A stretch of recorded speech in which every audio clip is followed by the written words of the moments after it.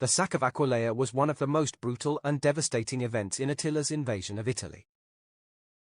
Aquileia was a prosperous and fortified city on the Adriatic coast, and the capital of the Roman province of Venetia. It was also a strategic location for trade and defense, as it controlled the access to the Po Valley and the Alps. Aquileia was well prepared for a siege, as it had strong walls, ample supplies, and a large garrison. The city also had a history of resisting barbarian invasions, such as the Goths in 238 CE and the Alans in 401 CE. However, none of these previous attackers had the ferocity and determination of Attila and his Huns. Attila laid siege to Aquileia in the spring of 452 CE, after destroying several other cities in northern Italy. He surrounded the city with his army and launched relentless assaults on its walls.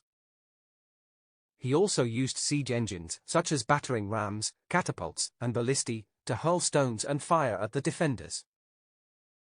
He even tried to undermine the walls by digging tunnels, but the Romans countermined them and collapsed them. The siege lasted for several weeks, and the Huns suffered heavy casualties. The Romans fought bravely and stubbornly, refusing to surrender or negotiate. They also received some reinforcements from nearby cities, such as Ravenna and Milan. However, their situation was becoming desperate, as they ran out of food, water, and ammunition. They also faced diseases and fires within the city. According to some sources, Attila was about to give up on the siege and move on to another target, when he noticed a strange sign that encouraged him to continue. He saw a stork flying away from the city with its nest and young ones. He interpreted this as a sign that the city was doomed and that he would soon capture it. He renewed his attacks with renewed vigor, and finally managed to breach the walls. The sack of Aquileia had a huge impact on the Roman Empire and its history.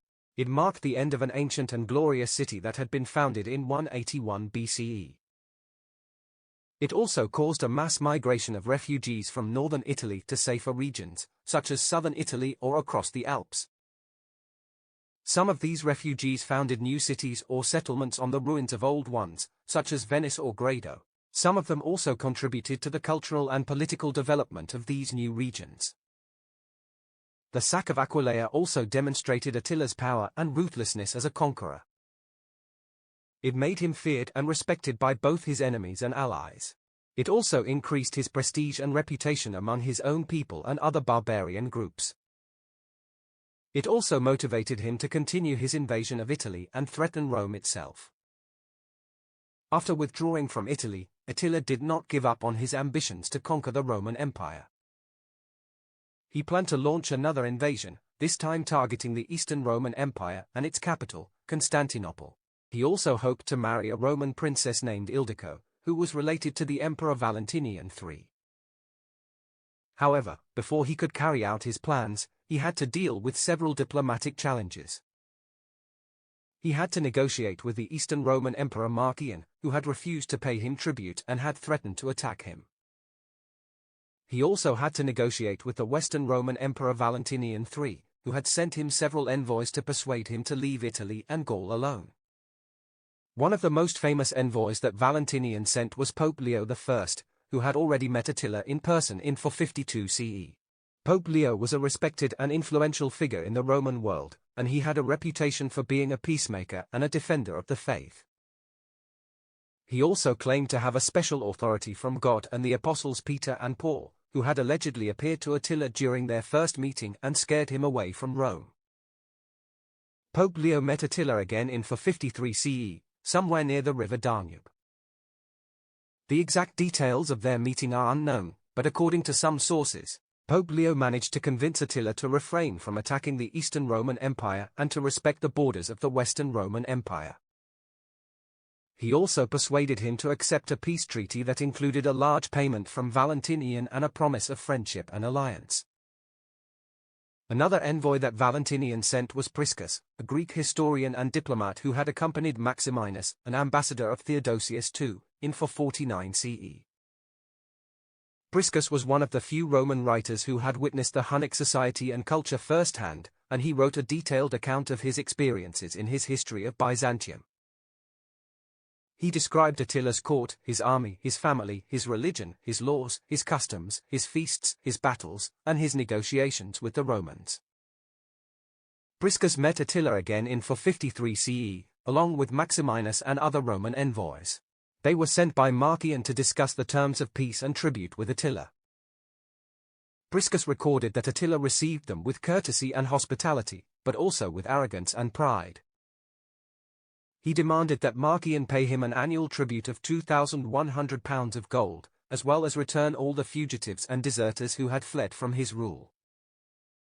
He also claimed that he was the rightful ruler of both the East and the West, and that he would not stop until he conquered the whole world. The negotiations between Attila and the Romans were tense and difficult, but they eventually reached an agreement that satisfied both parties.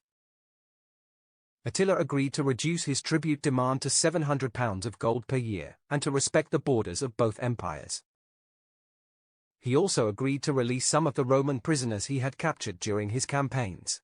The Romans agreed to pay him the tribute and return some of the fugitives and deserters. They also agreed to recognize him as a friend and ally of both empires. The negotiations and diplomacy between Attila and the Romans were remarkable examples of how two different civilizations could communicate and cooperate despite their conflicts and differences. One of the biggest and most important conflicts in history was the Battle of the Catalaunian Plains. It took place on June 20, 451 AD, on a vast plain near the city of Chalons-en-Champagne in northeastern France. It pitted the Huns and their allies against a coalition of Romans and Visigoths, who joined forces to stop Attila's rampage. The Huns had invaded Gaul in 451 AD, after failing to conquer the Eastern Roman Empire.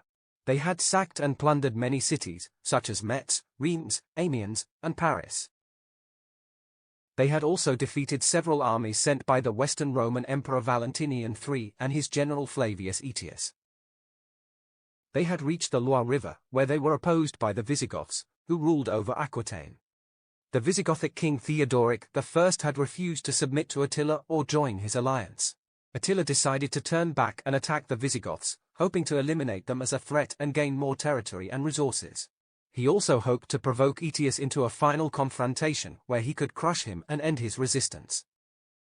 He marched his army across Gaul, following the course of the Mon River.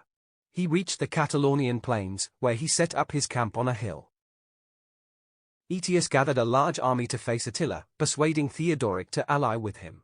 He recruited Germanic tribes like Franks, Burgundians, Alans, and Saxons, and received reinforcements from Italy and Africa. The two armies were roughly equal in size and strength, with Huns having a formidable cavalry force and Romans having a professional army and a powerful cavalry force led by the Alans and Visigoths.